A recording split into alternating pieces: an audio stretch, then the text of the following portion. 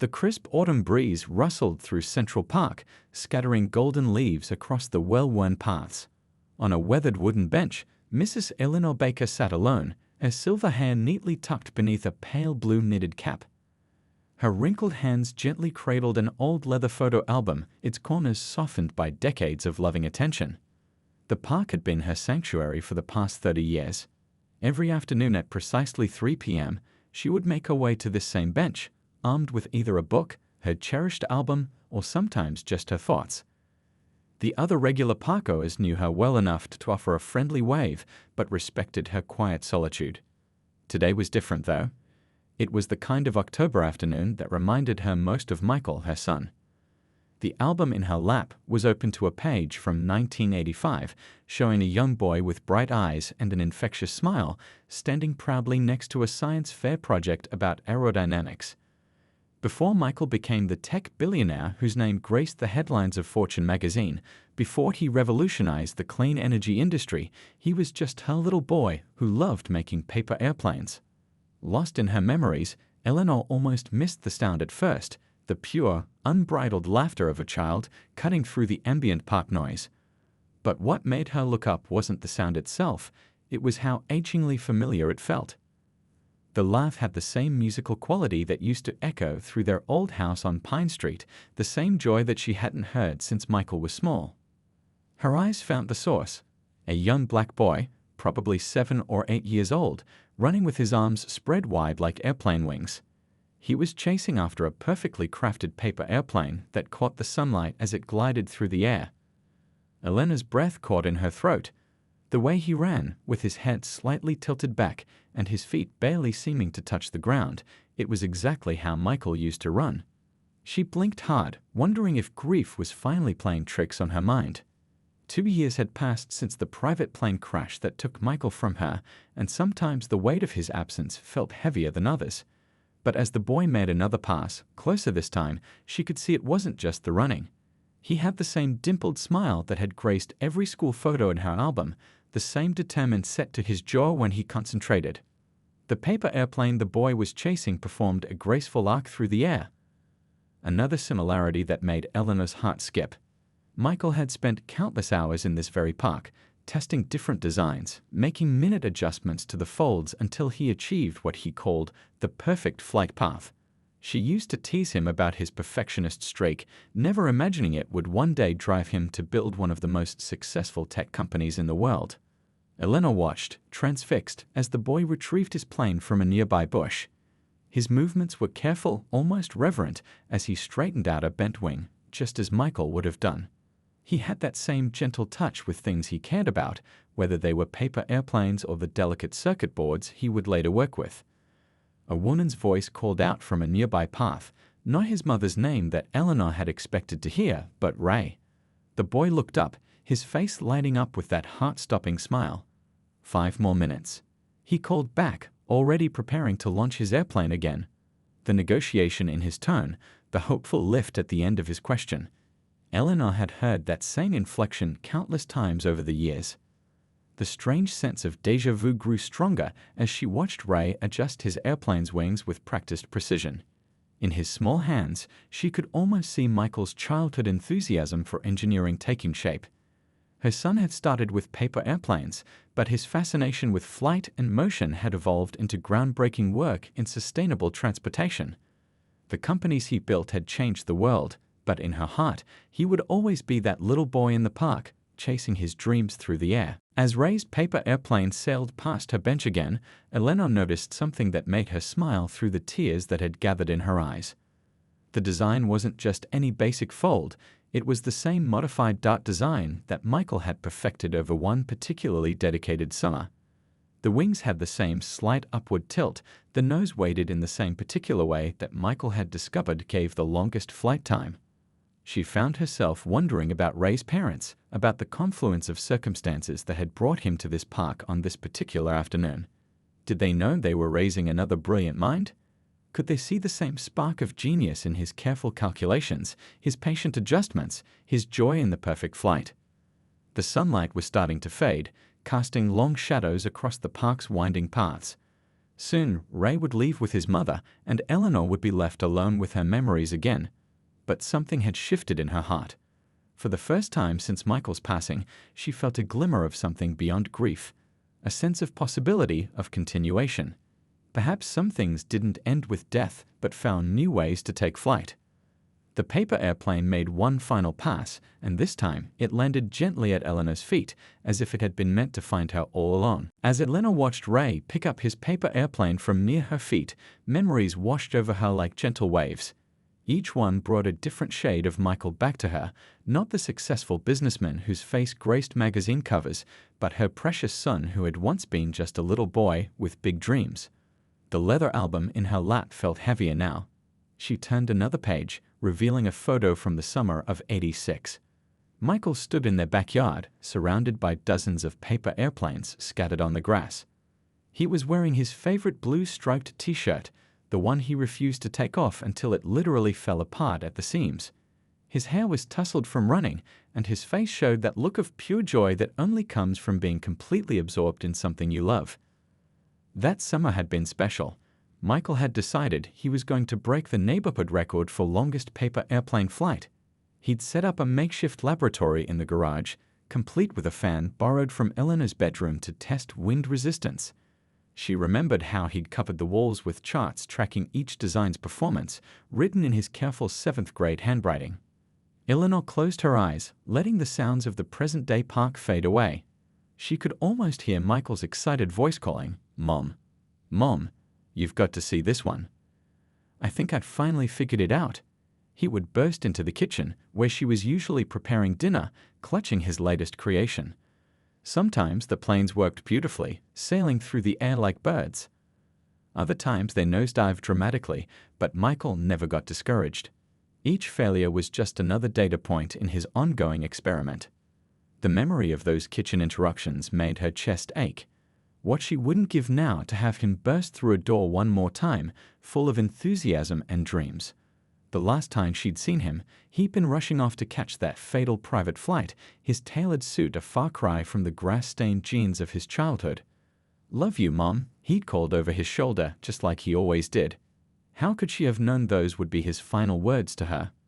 A sharp burst of laughter pulled Eleanor back to the present.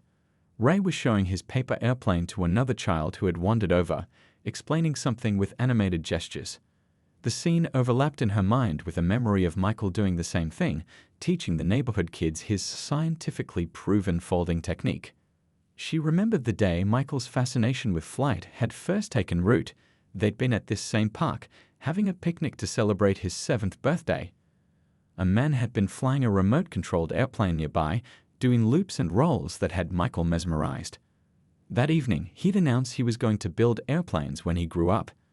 Elena had smiled and nodded, never imagining that his childhood passion would eventually lead to revolutionary advances in electric aircraft design. The success had never changed him, though, not really.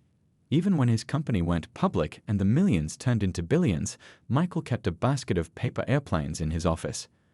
To remind me where it all started, he told her during one of their Sunday dinners. He'd still make them sometimes, in the middle of high-stakes meetings, his expensive fountain pen creating precise folds in whatever paper was at hand. His board members learned to recognize it as a sign that he was deep in thought, working out complex problems in that brilliant mind of his. Eleanor reached into her bag and pulled out a carefully preserved paper airplane. She'd found it in Michael's office after the accident, sitting on his desk as if he'd just stepped out for a moment. It was made from a page of the Wall Street Journal, the stock listing still visible on its wings. She kept it with her always now, a tangible piece of the bridge between the little boy he'd been and the man he'd become. A cool breeze rustled through the trees, carrying the sweet scent of autumn leaves. Ray was still nearby, now sitting cross-legged on the grass, making careful adjustments to his airplane. The focused expression on his face, the way his tongue stuck out slightly at the corner of his mouth, it was like looking through a window into the past. Elena could almost see Michael sitting there instead, surrounded by the golden light of a different autumn day. She thought about all the things Michael had accomplished in his too short life. The clean energy innovations, the scholarships he'd established, the research facilities he'd funded. But sitting here now, watching Ray, she realized that perhaps the most remarkable thing about her son wasn't his success or his genius. It was his ability to hold onto that pure joy, that childlike wonder at the simple miracle of a paper airplane in flight. The light was growing softer now, painting the park in warm amber tones. Ray's mother called again, and this time he began gathering his things. Elena watched him carefully tuck his paper airplane into his backpack, treating it with the same reverence Michael always had. As they walked past her bench, Ray gave her a shy wave, and she raised her hand in return, fighting back tears. That evening, as Elena walked home through the gathering dusk, she held Michael's last paper airplane close. The park had always been full of memories, but today it had given her something more. A reminder that wonder and dreams never really die. They just take flight in new ways, carried forward on paper wings, and in the hearts of children who still believe in the magic of making something fly. She thought about Ray and how he'd lit up the afternoon with the same spark that had driven Michael to change the world. Perhaps tomorrow she would bring some of Michael's old design notes to the park. After all, what better tribute of her son's memory than passing on the joy that had started his remarkable journey? Some lessons, she realized, were too precious to keep to herself, just as some stories were meant to be shared, taking flight on paper wings to touch new hearts and inspire new dreams. The next Thursday arrived with a gentle breeze and clear skies, perfect weather for flying paper airplanes. Elena had spent the evening before carefully copying Michael's old designs onto fresh paper, her hands trembling slightly as she traced the familiar fold lines. She'd also packed his old notebook, filled with childhood observations about wind patterns and flight trajectories, written in wobbly pencil marks that had faded with time. As she settled onto her usual bench, she wondered if Ray would come again. The park felt different now, charged with possibility. Other children played nearby, some on the swings, others kicking soccer balls, but Eleanor found herself watching the path where she'd first seen him running with his paper airplane. At exactly 3:45 p.m., she heard his voice before she saw him. He came bouncing down the path, this time clutching what looked like several sheets of printer paper. His mother walked a few steps behind, talking on a phone with what sounded like a patient's family. Eleanor had gathered from overheard conversations that she worked at the children's hospital across town. Ray's paper airplane sailed through the air, but something was wrong with its flight path. It wobbled uncertainly before taking a sharp dive into the grass. Elena watched as he picked it up, his face scrunched in concentration as he examined the crumpled wings. Without thinking, she spoke up. "The weight's not quite right," she said softly. "The nose needs to be a bit heavier." Ray looked up, surprised. Most adults didn't understand the serious business of paper airplanes, but something in Eleanor's voice must have convinced him she knew what she was talking about. He took a few tentative steps toward her bench. "How do you make it heavier?" he asked, holding out his creation for inspection. Eleanor patted the empty space beside her on the bench. "Would you like me to show you? I learned this trick many years ago." Ray glanced back at his mother, who had finished a phone call and was watching them carefully. She gave a small nod, and Ray bounded over to the bench. Eleanor's heart swelled as he settled beside her, reminding her so much of Michael at that age, all endless curiosity and barely contained energy. First, Eleanor said, pulling out a fresh sheet of paper, "We need to start with the right fold." Her fingers moved with practiced ease, muscle memory taking over as she created the basic shape. "See how this first crease needs to be exactly in the middle? That's very important." Ray watched intently, his eyes following every movement of her hands. When she got to the wing folds, he leaned in closer. "But that's different from how they show it on YouTube," he said, puzzled. Elena smiled. "This is a special design. It's made for distance, not just style." She completed the final fold and held up the airplane. "Now, watch carefully." She launched it with a gentle flick of her wrist, and the plane soared in a perfect arc, staying airborne far longer than Ray's had. His eyes widened. "Whoa, can you teach me?" For the next hour, Eleanor guided Ray through the intricacies of paper airplane engineering. She showed him how to adjust the wings for better lift, how to test for balance, and the importance of crisp, precise folds. Each time he mastered a new technique, his face lit up with the same joy she'd seen countless times on Michael's face. Ray's mother had settled on a nearby bench, alternating between paperwork and watching their impromptu lesson with growing interest. Eleanor could sense her initial wariness softening as she saw how carefully Eleanor treated both the paper airplanes and her son's enthusiasm. The secret, Eleanor explained, showing Ray how to make a tiny fold at the nose, is understanding that everything has to work together. The wings, the body, the weight, they're all connected. She was teaching him about paper airplanes, but she could hear Michael's voice overlaying her own, explaining the same principles years later when talking about his company's breakthrough in sustainable aviation. As the afternoon wore on, the grass around them became dotted with paper airplanes in various stages of testing. Ray proved to be a quick study, making thoughtful adjustments to each design and celebrating every successful flight with unrestrained joy. His mother had moved closer, watching with a gentle smile as her son discovered the magic of aerodynamics through folded paper. "My son used to love making paper airplanes too," Eleanor found herself saying softly to Ray's mother. "He never lost that love of flight, even when he grew up." She didn't mention Michael's later success or his tragic end. Those weren't the important parts of the story, not here in this moment. The sun was beginning to set when Ray's mother finally called an end to the lesson. As they gathered up their things, Ray carefully folded his best flying plane and tucked it into his jacket pocket. "Will you be here next Thursday?" he asked Eleanor, hope clear in his voice. Eleanor felt tears prick at the corners of her eyes. "Yes," she said. "Yes, I'll be here. And maybe next time I can show you how to make one that does loops." As she watched them walk away, Ray already explaining to his mother all the principles of flight he'd learned, Eleanor felt something shift in her heart. The grief was still there, it would always be there, but alongside it now was something new, something that felt like purpose. She gathered her things slowly, tucking Michael's old notebook back into her bag. The park was quieter now, painted in the soft colors of sunset. A gentle breeze lifted one of the remaining paper airplanes, carrying it a few feet before setting it down again. Eleanor watched its final flight with a smile, remembering Michael's words from long ago. "Sometimes, Mom, the best things in life come from just trying to make something fly." She left the paper airplane where it landed, a small gift for whatever child might find it next, carrying forward the legacy of a little boy who never stopped dreaming of flight. Over the next few weeks, the Thursday paper airplane lessons became a cherished routine. Eleanor would arrive early, her bag filled with fresh paper and new designs to share. Ray would come running down the path as soon as school let out, his backpack bouncing against his shoulders, eager to show her what he'd practiced at home.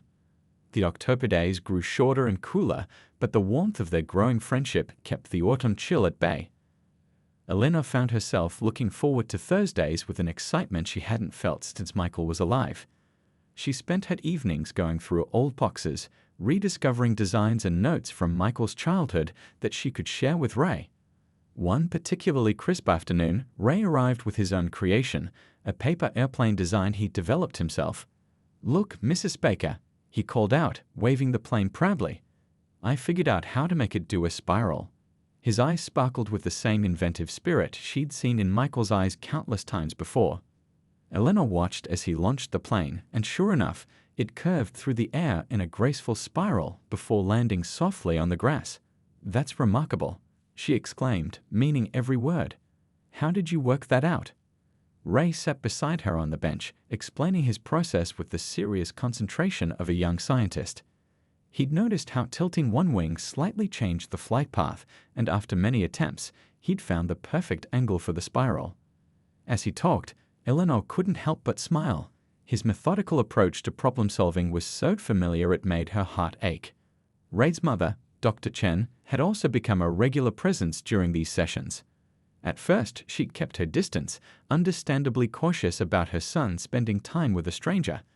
But as the weeks passed, she began to join them on the bench, watching their experiments with growing interest. "He's been doing better in science class," Dr. Chen mentioned one afternoon as they watched Ray retrieve a plane from a nearby bush. "His teacher says he's showing a real understanding of physics concepts."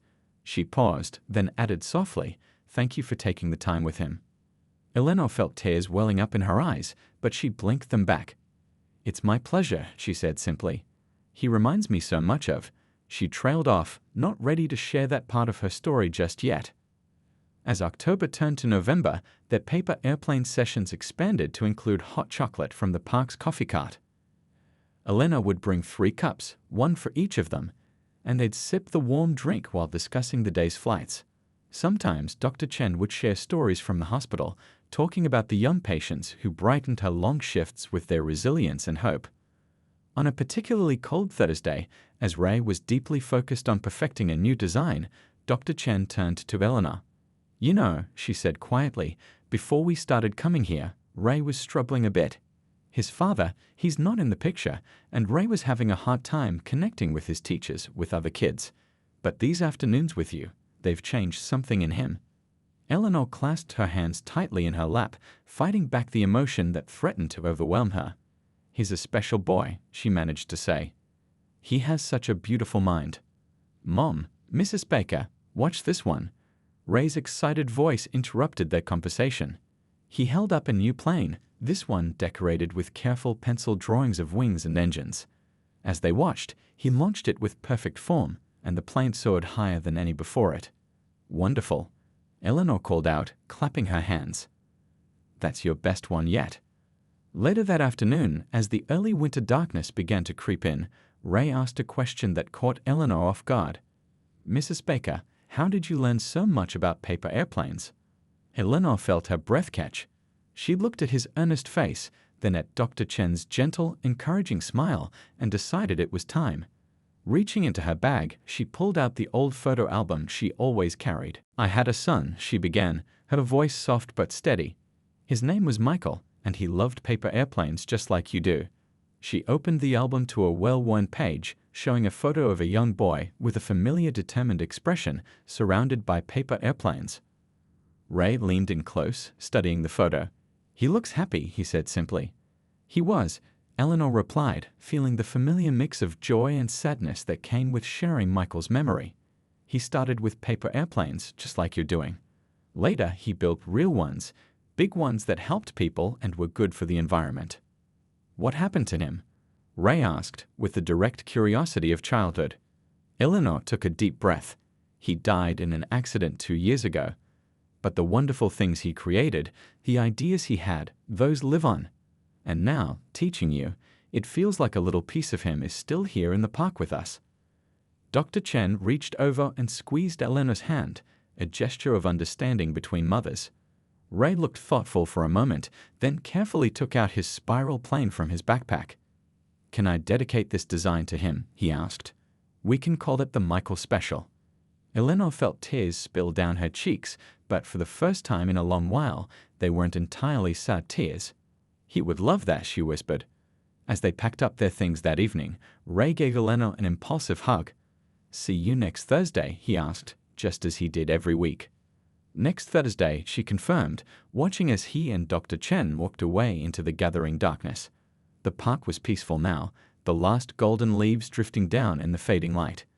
Elena stayed on her bench for a few more minutes, holding the photo album close. She thought about bridges, not just the ones made of steel and concrete, but the invisible ones built of paper and memories and love. Michael had always said that the best innovations came from connecting things that seemed unrelated. Perhaps this too was a kind of innovation, this bridge between past and present, between loss and hope, between an elderly white woman and a young black boy, connected by nothing more than folded paper and shared dreams. Spring arrived early that year, painting the city with cherry blossoms and fresh green leaves. The grand opening of the Michael Baker Center for Innovation and Discovery was set for a warm Saturday in April, exactly 1 year after Eleanor had first spotted Ray flying his paper airplane in the park. The morning of the opening, Eleanor stood in front of her mirror, carefully pinning on the brooch Michael had given her for her 70th birthday. Through her window, she could see people already gathering outside the center, their excited voices carrying up to her apartment. She had chosen to move into the building's top floor, converting the space into a small apartment so she could always be close to the heart of what she and Ray had helped create. The center had turned out even better than she'd imagined. The main hall, with its soaring ceilings and walls of windows, was filled with interactive exhibits. There was a wind tunnel where children could test their paper airplane designs, computer stations for learning about flight simulation, and craft tables stocked with paper of every color and weight imaginable. As Eleanor made her way downstairs, she passed the wall of photographs they'd installed in the entrance hall. There was Michael at 7, holding his first successful paper airplane design. Michael at 12, accepting a science fair ribbon.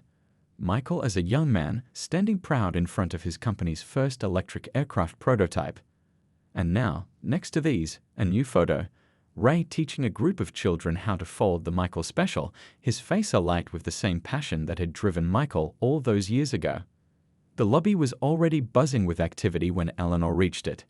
Dr. Chen was there, helping to organize the young volunteers who would be leading tours and demonstrations. She gave Eleanor a warm hug. Ray's been up since dawn, she whispered. He wanted everything to be perfect.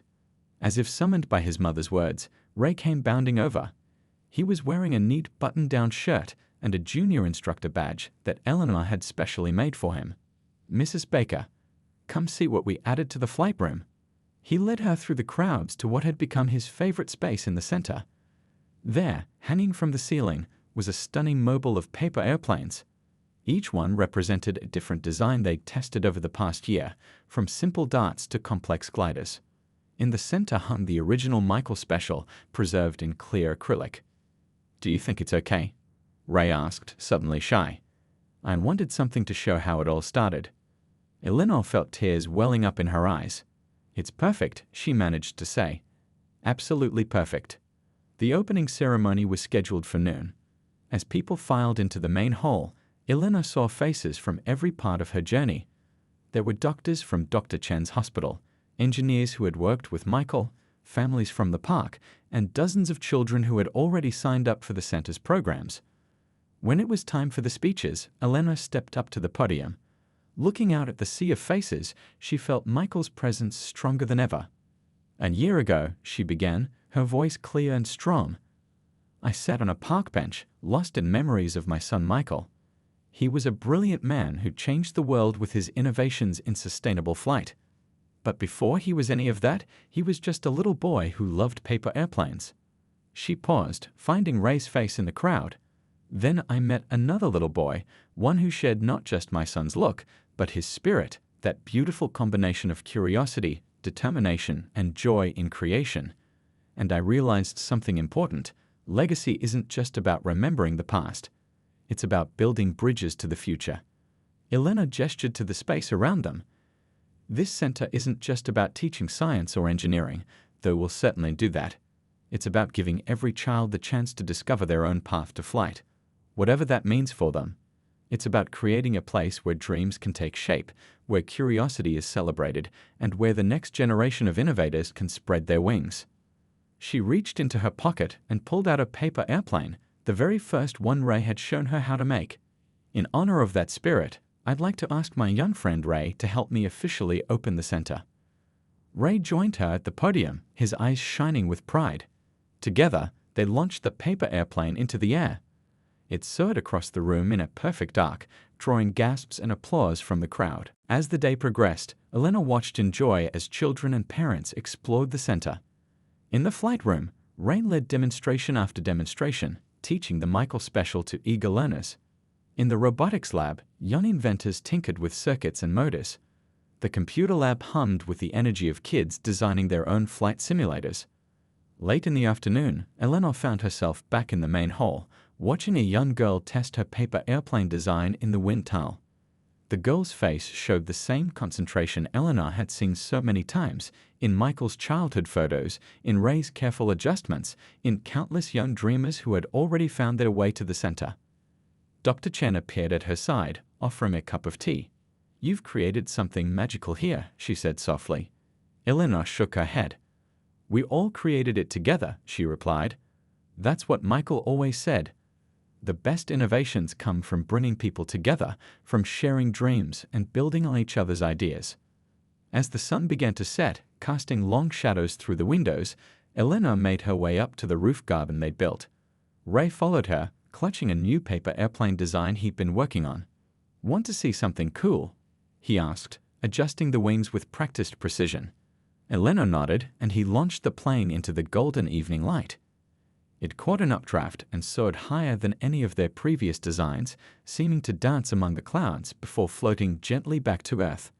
Beautiful, Eleanor whispered, but she wasn't just talking about the flight. She was thinking about the journey that had brought them here, about the mysterious ways life had of bringing the right people together at the right time. About how love and loss and hope could fold together like paper, creating something new that could catch the wind and soar. Ray retrieved his airplane and carefully tucked it into his pocket. "Mrs. Baker," he said thoughtfully, "do you think we'll ever run out of new ways to make things fly?" Eleanor laughed, wrapping an arm around his shoulders. "Oh, my dear," she said, "that's the wonderful thing about dreams. They never stop finding new ways to take flight." Together, they watched the sun set over their city, the light catching the windows of the center and making them glow like golden wings spread wide, ready to carry new generations of dreamers into the future.